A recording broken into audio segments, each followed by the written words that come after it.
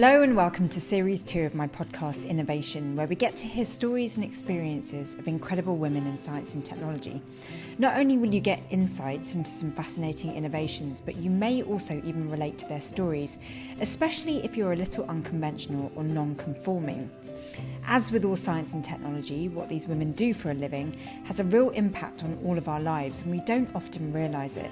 But here on Innervation, I'm also giving women a platform for them to be heard and for us to be inspired and uplifted by what they've learned along their life's journeys, both personally and professionally.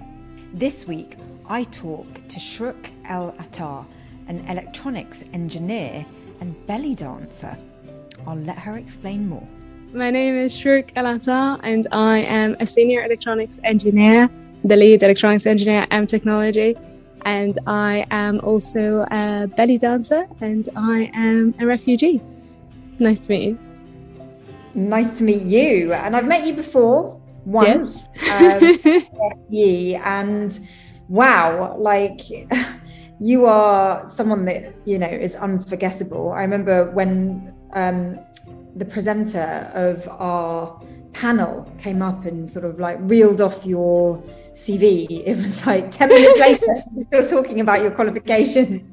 You've done so much. It's kind of crazy. Do you want to just run me through like a synopsis of all the incredible accomplishments today?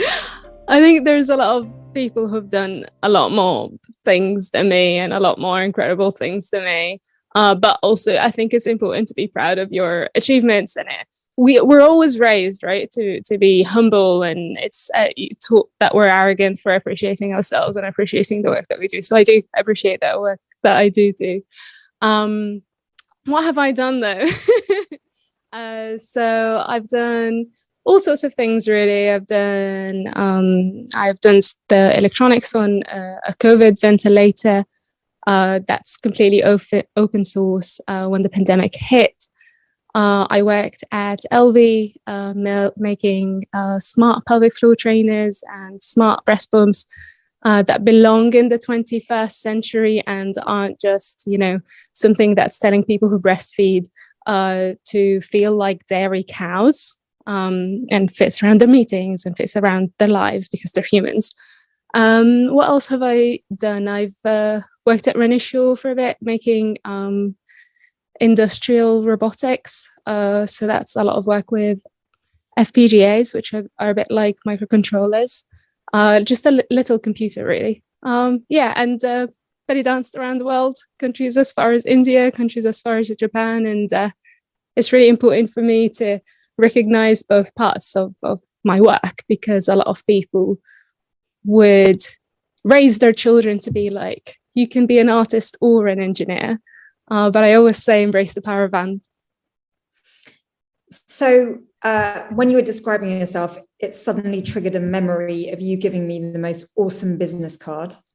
Do you have any to hand? I'm sure I do somewhere, but yeah. I'm sure. I don't have one right now, but it's a printed circuit board business card. So I forgot to say, I am the host of Shrookitronics, which is an electronics show, the Shrooky Show about electronics, sponsored by RS Grassroots Education, and also a podcast called Badass Engineers, where I interview badass engineers, including hopefully Shini Sumara. Yeah, I mean, I'd love to be on your podcast, and I don't know, there's just so much to talk about. And, you know, let's just summarize by saying you've done some really badass engineering in the electronics industry.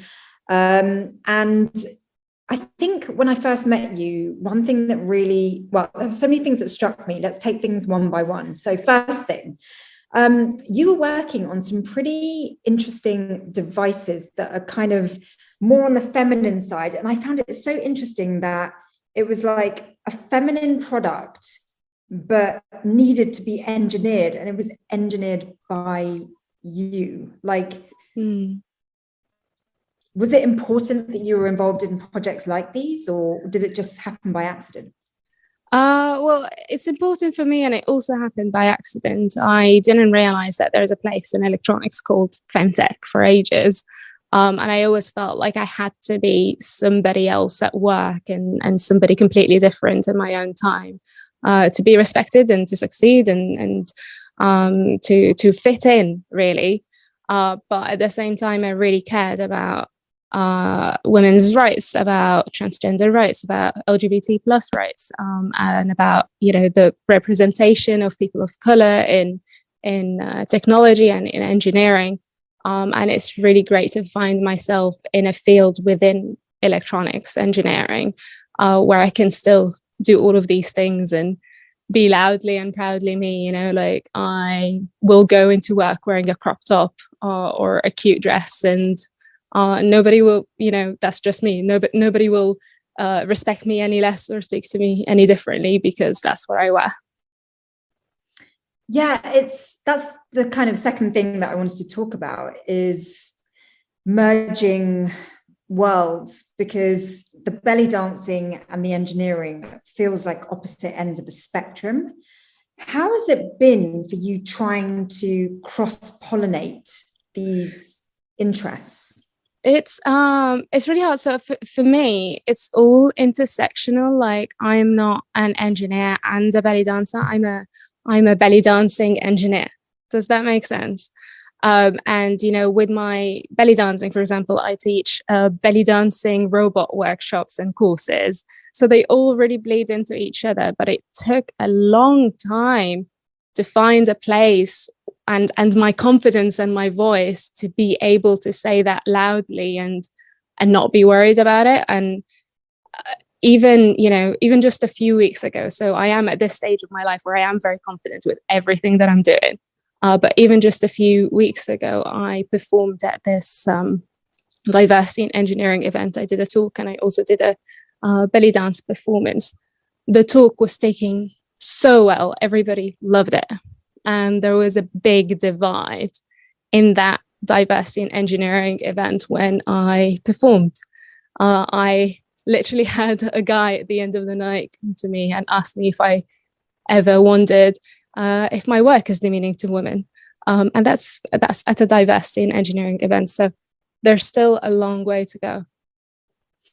Yeah, it's really tricky. And we started talking about this when we were at that event at AFBE. And I just wanted to really delve into this because it's one of these things where you can spend hours talking about it, or you can kind of take a solution and move on. Because what we share, what we have in common is that we have both engaged in things that seem conflicting or contrasting. You with your belly dancing and your engineering, me with my engineering and kind of fashion, modeling, all that kind of stuff. Like it has always been kept, in my experience, it's always been kept mutually exclusive.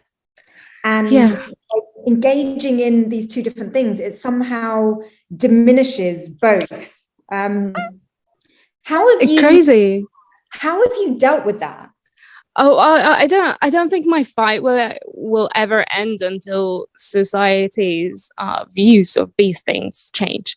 But how mad is it that we will think less of somebody's engineering abilities because they do something else on top? How are we not thinking that as a, wow, you're doing both, that's incredible, but instead we're doing, oh, you're doing belly dancing, that means you're a worse engineer. What? You're doing modeling, that means you're a worse engineer. Excuse me.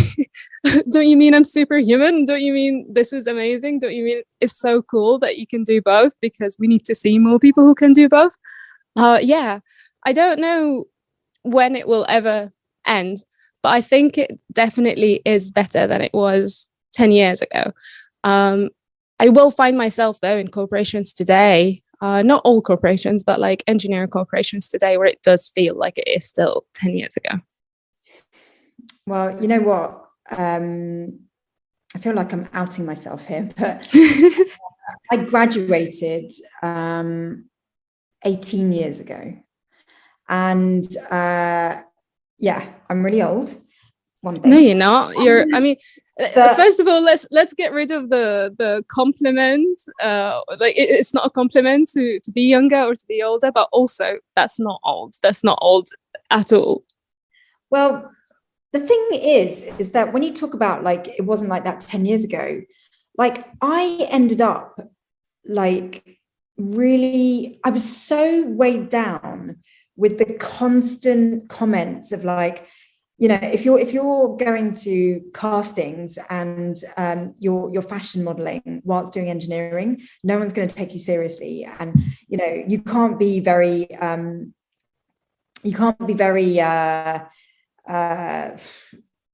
I don't know. It just really got me. It really got me down.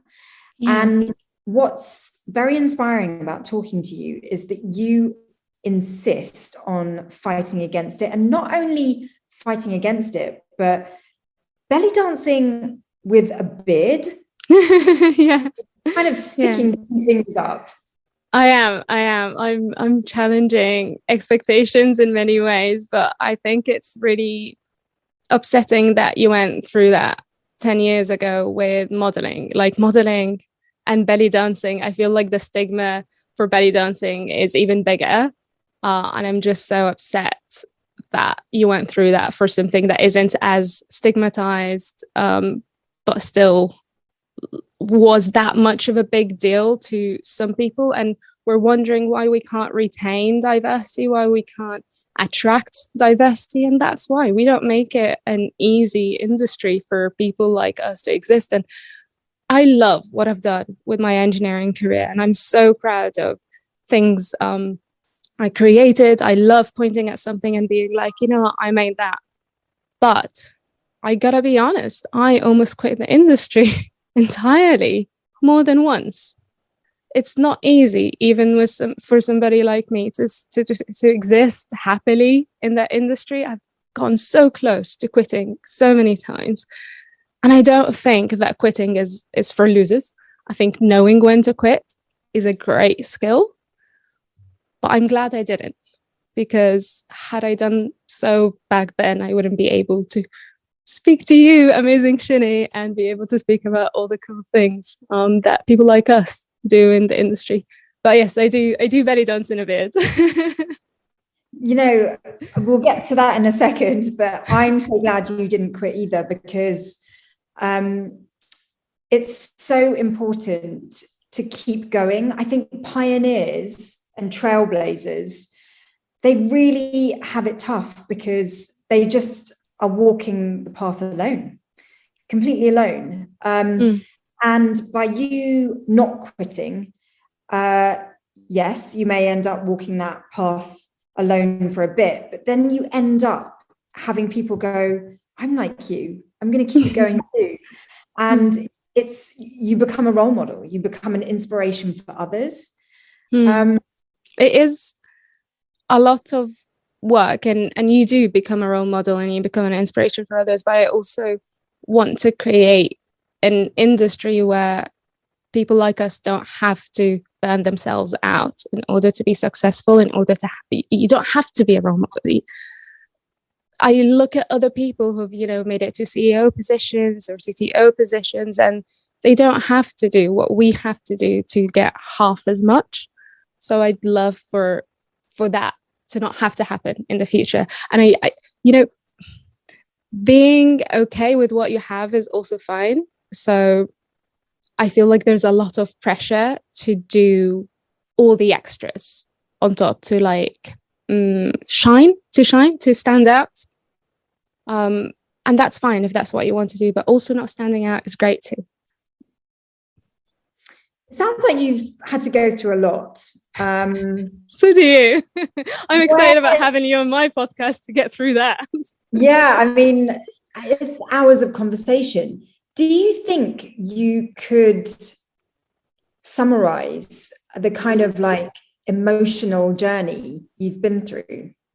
Oh, I don't think I can summarize it. No. It's a roller coaster. Very, very, very, very happy, very exciting, very proud at times, and very broken, very disappointed, very betrayed. at times. And yeah, I'd even just walking into a conference, you know, for electronics or something, if I'm walking with a guy who knows nothing about electronics, I'll ask a question, as in the electronic engineer, and the person I'm asking will answer my own question to him. It's that sort of daily, smaller fights that you have to keep on fighting every day. And they're not huge, but doing it every day is big. And I would not probably be able to say in electronics and engineering if I didn't find femtech. So what keeps you going? Like, what are you hoping to achieve in the future? I love electronics. That's what keeps me going. And I feel very lucky that I love electronics, because I feel a lot of people are in engineering for other reasons. Perfectly valid, but it does make the fighting harder. But yeah, I love circuits. I love circuits so much. I've always sort of taken stuff apart when I was younger and been completely amazed by that green board with all the little tiny things on it. And I'm just like, how does it do anything? And now I know. I love it. What I see in you is someone who is so multidimensional. And what I see in you is someone that is not apologizing anymore for having so many dimensions to herself, right? And it's like,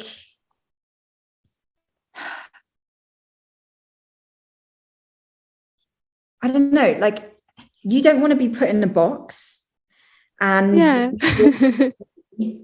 And it's like, what is really inspiring is someone who is refusing to be put in a box and labeled and summarized. That's why I'm struggling to summarize you, because you don't want to be summarized, right? Yeah. Why should you?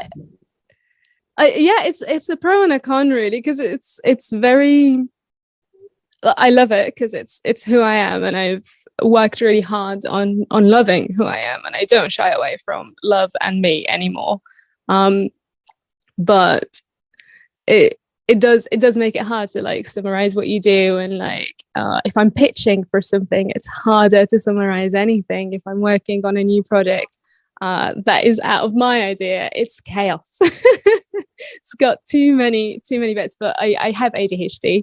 I used to be on medication, but it didn't quite work for me. It really killed my creativity. And I think medication is amazing and it works for a lot of people.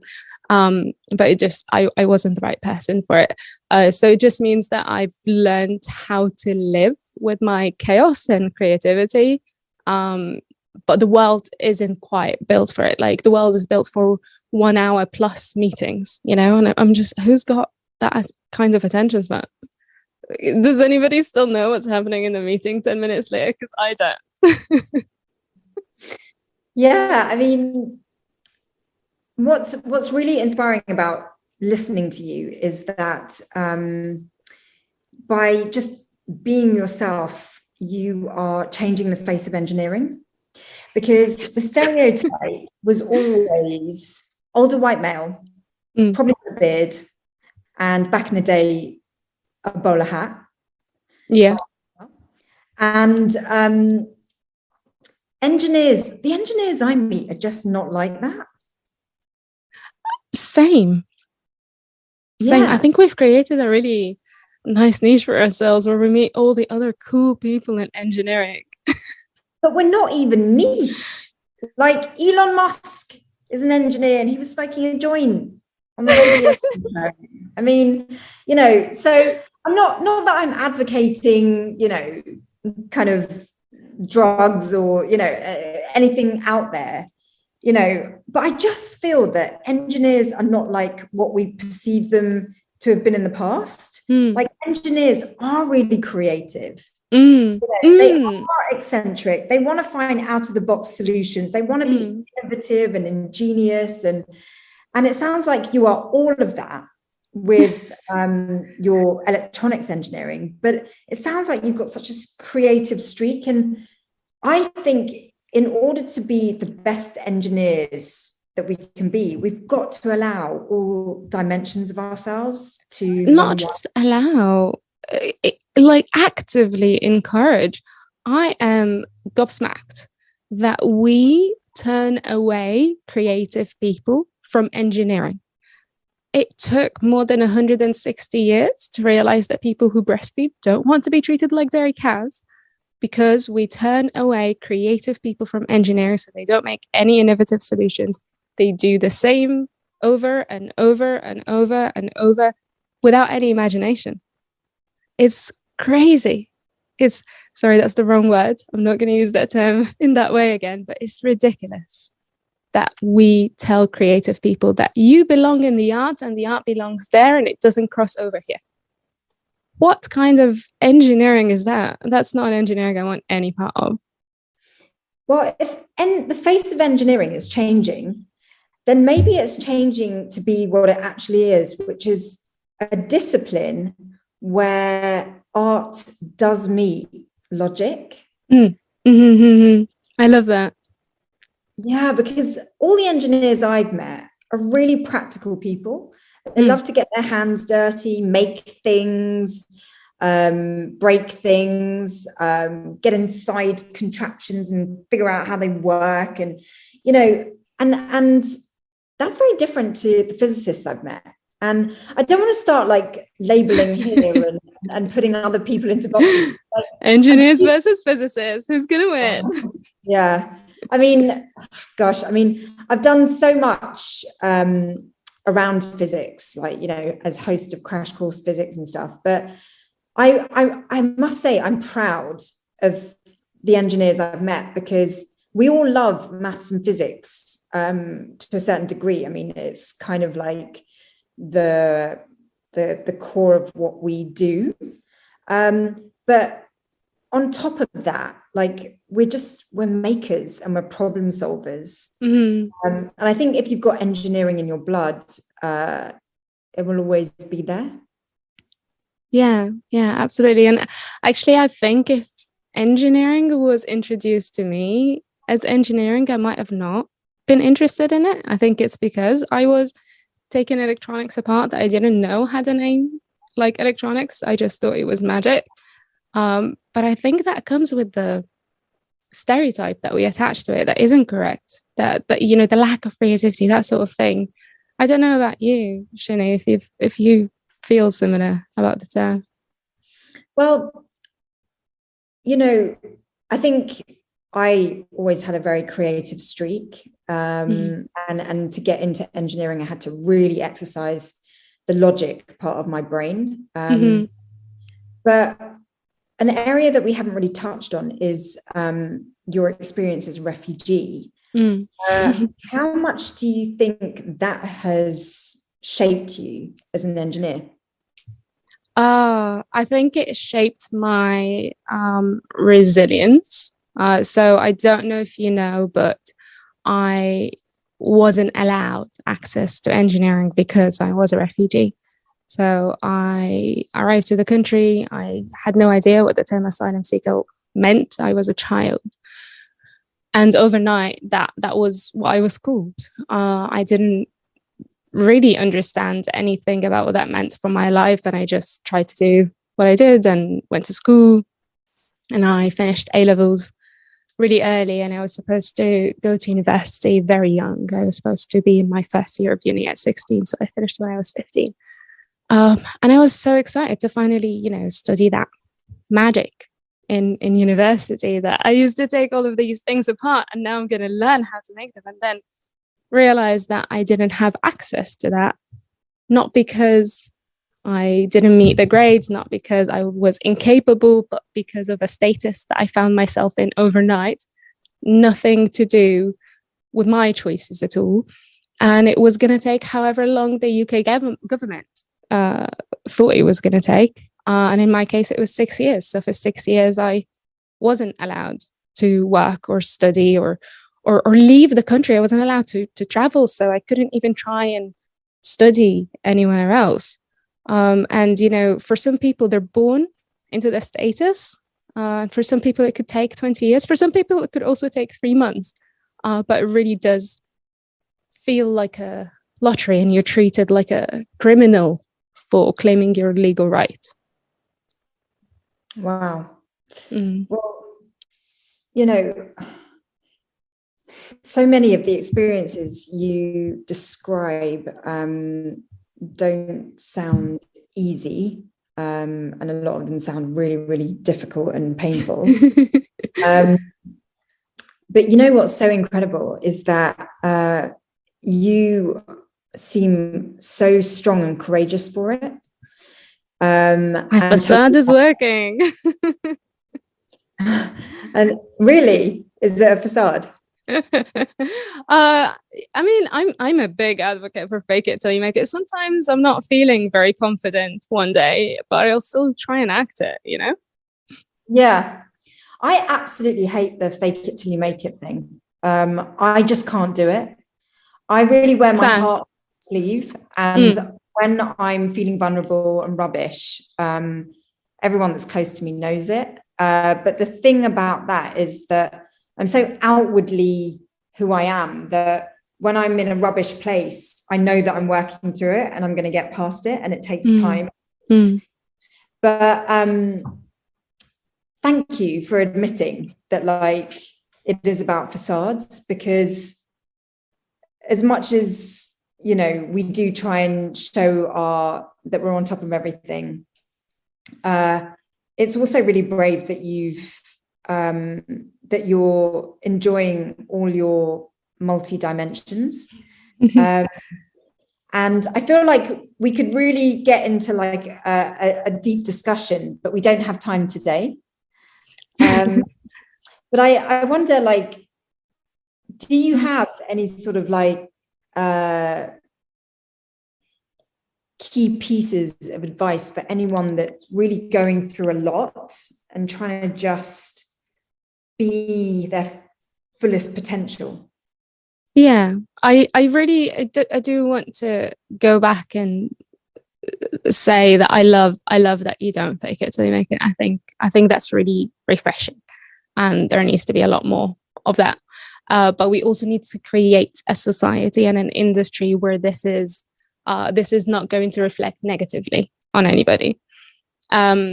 My advice would be, so I always, not always, but many stages of my life, I felt like I'd have, you know, to dress differently, to speak differently, you know, to straighten my hair, to do things that would help me succeed, or what I thought would help me succeed. But I realized that you don't have to change who you are, and you don't have to fit into a mold, and you don't have to assimilate to be successful. I think actually using your difference could be your biggest weapon. That would be my biggest advice. Yeah, and you know what? Recently, I've been really coming to terms with the fact that for a massive portion of my life, I have been so concerned about what other people think of me. That sounds really self-obsessive, but when you are so different and so unusual and so unconventional, it can feel so important to fit in. And the need to fit in comes with caring about what everyone else thinks. And recently, I've just had to drop it. You know, I'm spending a lot of time in Paris where I don't speak the language. I'm learning, but I'm not up to speed. And the French speak really fast here. Often I'm just left going, it doesn't matter. You're where you're at. You know, just because you're not contributing to this conversation, it doesn't mean that you don't have the intelligence, and it doesn't matter what everyone thinks because you're quiet. And it's just been a real sort of like recalibration of caring more about what I think about myself than what others think about me. Yeah. If they're even bothering to think about me. So I feel that that's something you've probably addressed. I feel like it's something I'm still definitely working through. I do care what people think about me all the time, and I'd be lying if I said I didn't. And I would love to have the peace of mind that you've worked yourself towards, and being content just with what you think about yourself. But I'm not there yet, and I think it's going to be a long journey. What helped you? How did you get there? Age. Exciting. I think I'm a lot older than you, and literally you just get to an age, and I feel so bad for the younger women that I mentor, because they're just like, no, but it's, because when I was in my 20s, it did matter what people thought, because you don't have that experience, and you don't have the sort of what comes with time, and I think being probably older than you, I can say that it's just too exhausting. You get to a point where you're like, I've been really anxious and stressed out about what everybody else thinks, and I've been really trying to make sure that everyone likes me. You get to a point where you're just too exhausted to care. So I don't really wish it on anyone, because it means that you have to be older, and I think being young is really cool. No, the opposite. I'm really looking forward to getting older and feeling like that. Can we please normalize older? Like, people getting older is a normal thing. Shini, you're so young though. I'm young at heart, and I think that's also a really important thing, is to constantly be on a journey of self-evolution and humility, where you're learning all the time, and I love this idea of living in a world where people have just more open views towards each other. I think I would also have liked, and still would like, representation of older women doing badass things in engineering and beyond. Why is there a 30 under 30 and not 50 over 50? Can we please have a 50 over 50? Yeah, well, I completely agree, and hopefully you'll be belly dancing to 50 plus 60 70, 18, and you continue doing all the amazing things that you're doing. It's just been so amazing to have a brief little chat with you. Thank you so much for sharing your energy on this short podcast, because even just seeing you there is inspiring without you even saying a word. So thank you. What? Thank you. No, seriously, I'm trying not to interview you, because I'm going to interview you for mine. But you are an incredible inspiration, and I love everything you've done, and I can't wait to delve into that deeper on badass engineers as well in a few months. Yes, I look forward to that conversation, because there's just too much to talk about. So, yes. To be continued. TBC, everybody.